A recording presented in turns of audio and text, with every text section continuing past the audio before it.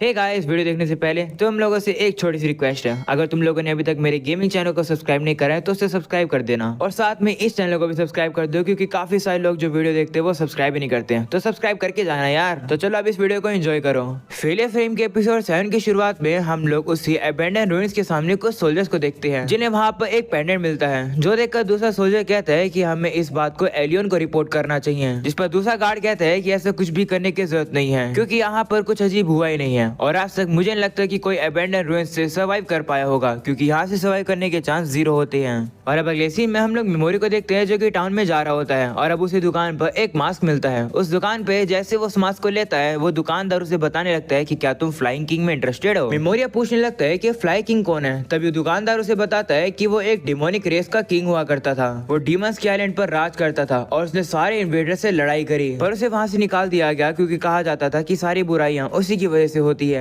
और उसकी जो स्क्वाड्रन थी जिसे वो लीड करता था वो भी खत्म हो गई। दूसरी तरफ अब हम लोग को सेरिस को दिखाया जाता है, जो कि मेमोरी को याद करके कुछ अलग अलग रिएक्शन बना रही होती है और वो कह रही होती है कि वो मेमोरी की जर्नी में उसके साथ रहेगी, उसके तलवार बनकर। दूसरी तरफ वापस से मेमोरी को दिखाया जाता है, जो कि अपने टेंट के अंदर आता है और कहता है कि अभी मैं कोई हीरो नहीं हूँ। ऐसा बोलने के बाद वो उस मास्क को पहन लेता है और कहता है कि इसलिए डेविल का जो अपीयरेंस है वो मुझे ज्यादा बेहतर सूट करता है। वो अब कहता है गॉडेस विशेष, मैं तुम्हें हरा दूंगा, तुमसे बदला ले लूंगा, तुम्हारी वजह से मैंने अपनी सोल को डेविल को दे दिया है। और अब अगले सीन में हम लोग को मैग्नार किंगडम में एक व्हाइट कैसल में एक मीटिंग को दिखाया जाता है, जहाँ पर एक बंदा कह रहा होता है कि मैंने सुना है कि 5 ड्रैगन नाइट्स मारे गए हैं। वो बंदे का नाम होता है सिग्नेस। वो कह रहा होता है कि मुझे तो विश्वास ही नहीं हो रहा है कि ह्यूमैनिटी का स्ट्रॉन्गेस्ट भी मारा गया। जिस पर दूसरा बंदा कहता है कि मैंने उन लोगों की बॉडीज को कंफर्म किया है, इन्वेस्टिगेशन अभी जारी है। जोसन को बंदा कहते हैं कि क्या एलियन के पास कोई काम की इन्फॉर्मेशन है। तो गॉड सब उन्हें बताती है कि जो ब्लैक ड्रैगन नाइट्स है वो लगता है वो सेरेस के पीछे पड़े हुए थे। जोसन कर एक लड़की कहती है कि क्या उसके बाद हम लोग सेरेस को ट्रेस कर पाए हैं। जिस पर वही बंदा कहने लगता है कि उस सीन से हम लोग को कुछ कपड़े मिले हैं जिसके ऊपर खून के धब्बे लगे हुए थे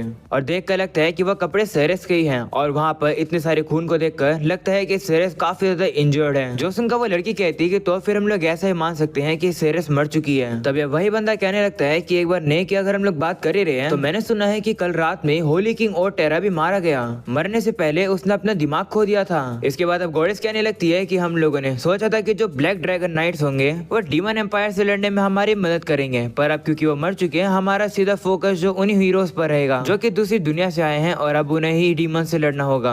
ये सुनकर अब एक बंदा जो कि मीरा एम्पायर का एम्परर है वो कहने लगता है कि ग्रेट डीमन आ रहे हैं। जो सुनकर गॉडेस कहती है कि क्या ये तुम बोल रहे हो इन सब के पीछे कोई छुपा हुआ मीनिंग भी है। तब वो एम्परर कहने लगता है कि जब बुराइयों की पूरी रूट सामने आ जाएगी तो बाकी सभी नेशंस को अपने आप को फोर्स करना होगा एलियन के खिलाफ होने के लिए। जो सुनकर गॉडेस कहती है कि कोई और भी ऑप्शन नहीं है। इस दुनिया के अंदर जितने भी पर्सन रहते हैं वो इसी ईवल एलिमेंट्स की बर्डन की वजह से फंसे हुए हैं और अपने फुल प्रोटेक्शन यूज ही नहीं कर पा रहे हैं। जो सुनकर वही एम्परर कहता है द गॉड किलिंग ट्रेडिशन। तब गॉडेस कहती है कि ये सब बातें करने से तुम्हें कुछ लगता है कि बेनिफिट होगा। तो वह एम्परर अब चुप हो जाता है और कहता है कि माफ करना, इंटरप्ट करने के लिए तुम बोल सकती हो। तो अब वही बंदा कहने लगता है कि मैं तुम सभी लोगों से पूछना चाहता हूँ, क्या तुम सभी लोग को लगता है कि सेरेस ने उन 5 ड्रैगन नाइट्स को मारा है। जो सुनकर अब कुछ कोई बोल ही नहीं रहा होता है। तभी अब वहाँ पर एक सोल्जर आता है जो कि अब उसी बंदे को आकर कुछ बताता है और अब वही बात को वो बंदा सभी लोगों को बताता है और कहता है कि एक ग्रुप है जो कि बोल रहा है कि उन्होंने ही ब्लैक ड्रैगन नाइट्स को हराया है और वो ग्रुप अभी ऊर्जा में है और वो ग्रुप अपने आप को अशिंटो बुलाता है, जो कि एक सोर्सर का ग्रुप है। जिससे अब वापस से सेरेस को दिखाया जाता है, जो कि मेमोरी से कहती है कि अगर हम लोग यहाँ से और ज्यादा नॉर्थ में जाएंगे तो हम लोग गोल्डन डीमन जोन में पहुंच जाएंगे। मेमोरी भी ये देखता है कि कोई उसका पीछा ही नहीं कर रहे हैं। तभी सेरेस कहती है कि मुझे लगा कि सिटी बिल्कुल परफेक्ट जगह होगी रेडी होने के लिए। तभी अचानक से उन लोग को वहाँ से एक चिल्लाने की आवाज आती है,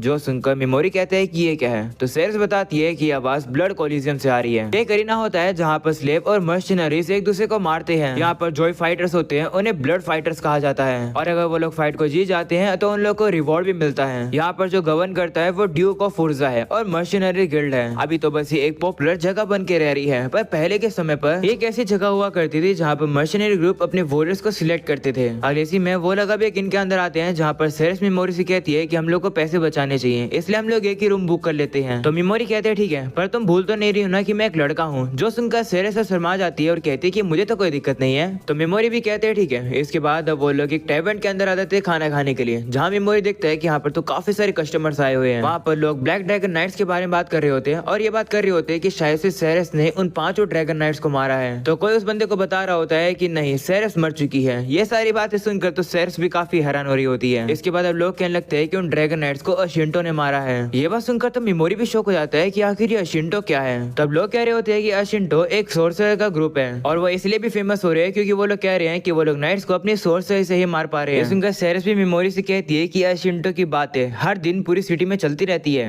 और लगता है कि वो लोग कर्स गॉड को वर्शिप करते हैं। तभी हम लोग देखते हैं कि वहाँ पे कुछ लोग आ जाते हैं जो कि कहने लगते हैं कि हम लोग अशिंटो के प्रोटेक्टर्स हैं, हमें जगह दो बैठने की। हम वो सोर्सर सोल्जर्स हैं जिसने कसम खाई है कि हम लोग कर्स गॉड के बच्चे को यानी मोजी को प्रोटेक्ट करेंगे। ऐसा बोलने के बाद वो लोग वहाँ पर जाकर बैठ जाते हैं। उन्हें देखकर मेमोरी सोच रहा होता है कि ये सभी लोग इतने इंटिमिडेटिंग तो नहीं लग रहे हैं, पर अगर ये लोग उन मर्डर का क्रेडिट लेना चाहते हैं जो कि हम लोगों ने किया है तो ये हमारे लिए काफी ज्यादा अच्छी बात है। इसके बाद वहीं पर बैठे बैठे कुछ लोग कहने लगते हैं कि अगर कोई और नाम लिया जाए जो कि ब्लैक ड्रैगन नाइट्स को हरा सकता है तो शायद से वो ड्रैगन किलर हो सकता है या फिर लियोपार्ड किंग ब्लड फाइटर हो सकता है या फिर वही फॉरबिडन विच भी, क्योंकि वो एक डार्क एल्फ है पर विच को 10 सालों से किसी ने भी नहीं देखा है। तब एक बंदा कहता है कि एक्चुअली में कैपिटल में एक है जो कि उस विच से मिला है। उन लोगों की बातें सुनकर मेमोरी उन लोगों से कहता है कि क्या तुम लोग मुझे सारी बातें डिटेल में बता सकते हो। वो अब उन लोगों के लिए ड्रिंक्स भी ऑर्डर कर देता है। तो वो लोग भी अब लालच में आ जाते हैं और अब वो लोग मेमोरी को सारी बातें बताने लगते हैं। वो मेमोरी को बताने लगते हैं कि उस फॉरबिडन विच से सिर्फ एक ही लड़की मिली हुई है और वो है ब्लड फाइटर जो कि सबसे स्ट्रॉन्गेस्ट है। अगर तुम कोलोसियम में जाओगे तो तुम उसे आराम से ढूंढ पाओगे। तभी हम लोग देखते हैं कि वहाँ पर एक लड़की आने लगती है जो देखकर वही बंदे मेमोरी को बताने लगते हैं कि तुम्हारा लक तो काफी ज्यादा अच्छा है। जिस स्ट्रॉन्गेस्ट फाइटर की हम लोग बात कर रहे थे ये वही है, इसका नाम है ईव स्पीड। ये सुनते हैं मेमोरी अब सीधा ईव स्पीड के पास आते हैं और कहते हैं कि क्या मैं तुम्हें कोई ट्रीट दे सकता हूँ। मेरा नाम हार्टी है और मैं ये जानना चाहता हूँ कि तुम्हारे बारे में जो र्यूमर्स है वो सच है या नहीं। ये सुनते ईव स्पीड मेमोरी से सीधा सीधा कहने लगती है कि तुम्हें क्या चाहिए मुझे जल्दी बताओ। मैं एक ब्लड फाइटर हूँ पर इसमें तुम्हें इंटरेस्ट नहीं है ना।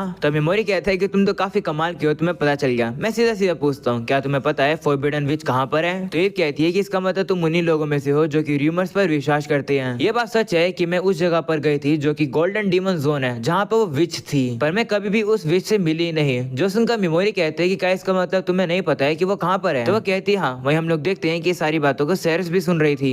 इसके बाद अब ईव मेमोरी से पूछती है कि तुम्हें उस विच से क्या काम है। तो मेमोरी कहता है कि मेरा सपना एक स्कॉलर बनने का है, इसलिए मैंने एक मर्शनरी को भी हायर किया है जो कि सेफली मुझे वहाँ ले जाएगी। तो ईव कहती है कि वो जोन ऐसी जगह नहीं है जहाँ पर तुम कदम रखोगे और सर्वाइव कर पाओगे। मुझे पता है कि मैं थोड़ी सी रूड होंगे पर तुम वहाँ पर 3 दिन भी सर्वाइव नहीं कर पाओगे। जो सुनकर मेमोरी कहता है कि शुक्रिया मेरी चिंता करने के लिए। ये सुनकर ईव कहती है कि तुम्हारा नेचर तो काफी ज्यादा अच्छा है, तुम्हें देखकर लगता है कि तुम यंग हो, अपनी जिंदगी को इस तरीके से वेस्ट मत करो। मैंने ये जो बात बोली है तुम्हें ये ज्यादा कन्विंसिंग नहीं लगी होगी क्योंकि मैं एक ब्लड फाइटर जो हूँ। ऐसा बोलकर ईव वहाँ से चली जाती है। वहीं पर दूसरी तरफ अब सेरेस मेमोरी से कह रही होती है कि ईव ने जो कहा वो झूठ बोल रही थी। तो मेमोरी भी कहते हैं हाँ, उसके मना करने से अब हम लोग को प्रूव हो गया है कि वो झूठ बोल रही है। ईव को पता है कि आखिर फॉरबिडन विच कहाँ है। इसके बाद वो लोग इनमें आते हैं जहाँ पे मेमोरी कहते हैं कि मैं तो पिगीमारू के लिए खाना लाना ही भूल गया। वो अब कहते हैं कि उस बैग को मैंने काफी समय से यूज नहीं करा, चलो उसे यूज कर लेते हैं। ऐसा बोलकर मेमोरी उसी चीज में से खाना निकाल कर पिगीमारू को खिला देता है। मेमोरी ने उस चीज के अंदर से एक ब्रेड बाहर निकाली थी और सेरेस और वो लोग भी उसे खाने लगते हैं। वो चीज सेरेस को काफी पसंद आती है और वो मेमोरी के पास आकर कहती है कि क्या ये तुम्हारी दुनिया में ये रेगुलर फूड है। वो मेमोरी के कुछ ज्यादा पास आ जाती है और वो थोड़ा सा शर्मा जाती है। वह मेमोरी उससे कहते हैं हाँ, क्या तुमने दूसरी दुनिया के खाने को कभी टेस्ट किया है। तो वो कहती हाँ। जो सुनकर मेमोरी कहते हैं कि अगर तुम्हें और खाना खाना है तो मुझे माफ करना, क्योंकि मैं अपनी इच्छा अनुसार उस बैग में से सेम चीज नहीं निकाल सकता हूँ। वहीं पर सेरेस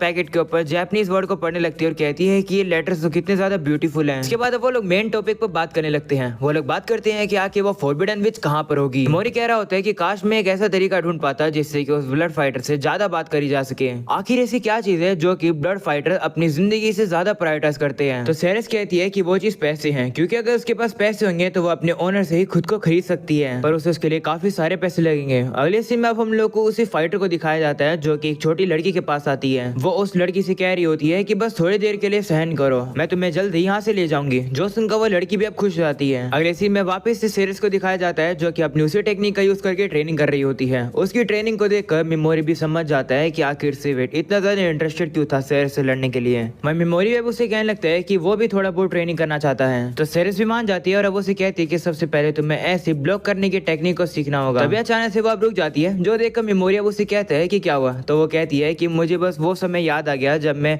हॉली नाइट्स को टीच किया करती थी। वो मेमोरी से कहती है उसके ऊपर हमला करने के लिए। तो मेमोरी भी मान जाता है और अब मेमोरी जैसे हमला करता है सेरेस उसके हाथ को डॉज कर लेती है और वो उसके हाथ को पकड़कर पीछे घुमा देती है। सेरेस मेमोरी को सिखाई रही होती है इस टेक्निक के बारे में। तभी अचानक से मेमोरी का जो पसीना होता है वो सेरेस के ऊपर जाकर लग जाता है। ये देखकर वो थोड़ा सा दूर जाती है और वो उसे कहती है माफ करना, हमारा पसीना एक दूसरे को टच कर गया। तो मेमोरी कहते हैं कोई बात नहीं, अगर तुम्हें फिजिकल कॉन्टेक्ट से दिक्कत है तो तुम बस मुझे फॉर्म सिखा दो। तब वही मान जाती है। और अब अगले सीन में हम लोग देखते हैं कि सेरेस सब मेमोरी के कपड़ों को धो रही होती है और अब वो अचानक से उन्हें सुनने लगती है। वो अब कहने लगती है कि मुझे काफी अजीब फील हो रहा है, ऐसा लग रहा है कि मेमोरी का कुछ पार्ट मेरे अंदर मिक्स हो रहा है। वही मेमोरी को पसंद करने लगी है। तभी अब अचानक से वहाँ पर मेमोरी आ जाता है। उसे देखकर अब वो डर जाती है और मन में कहने लगती है कि उसने मेमोरी को तो यहाँ पर आते हुए सेंस भी नहीं करा। वो मेमोरी से कहने लगती है माफ करना, मैं तुम्हारे कपड़ों को धोने के लिए ले आई, चिंता मत करो, मैं तुम्हारे कपड़े धो दूंगी। तो मेमोरी मान जाते हैं और अब हम लोग को रात का सीन दिखाया जाता है जहाँ पर सेरेस तो सो जाती है, पर मेमोरी तो उसी बुक को पढ़ रहा होता है और अब वो सोच रहा होता है कि सेरेस तो सही में काफी ज्यादा अच्छी पर्सन है। सेरेस काफी ज्यादा कोशिश कर रही है मेरे तलवार बनने के लिए। ऐसा करते हुए वो काफी सारे इमोशंस को दबा भी रही है। मुझे उसका शुक्रिया करना चाहिए। तभी हम लोग देखते हैं कि सेरेस की नींद खुल जाती है और वो मेमोरी से कहती है कि आप अभी भी जागे हुए हो। तो मेमोरी कहते हैं हाँ मैं सो नहीं पा रहा हूँ। जो सुनकर सेरेस उसे कहती है कि मेरे पास एक मेडिकल हर्ब है जिससे तुम्हारी नींद बेहतर हो जाएगी। उन्हें देखकर मेमोरी कहता है कि ये तो इसके काफी वेरिएंट्स हैं। तो वह कहती है हाँ इन सभी हर्ब्स का इफेक्ट अलग अलग है, इसे पीने के बाद थोड़ी सी अंदर एनर्जी भी आ जाती है और वैसा इफेक्ट भी आ जाता है। ये सुनने के बाद मेमोरी अपने बैग में से एक क्यूब जैसी चीज को बाहर निकाल लेता है और अब वो उसे एक कप के अंदर डाल के उसके अंदर गर्म पानी मिला देता है जिससे कि अब वो एक सूप बन जाता है। वो सूप काफी ज्यादा टेस्टी भी होता है। इसके बाद वो लोग डिसाइड करते हैं कि वो लोग इसके अंदर हर्ब्स को डालेंगे। शायद सब उन हर्ब्स को डाल ही रही होती है पर तभी गलती से उससे ज्यादा हर्ब्स डल जाती है। इस वजह से वो मेमोरी से माफी मांगती है और कहती है कि जिसमें ज्यादा हर्ब्स डल गई थी उसे मैं पी लूंगी।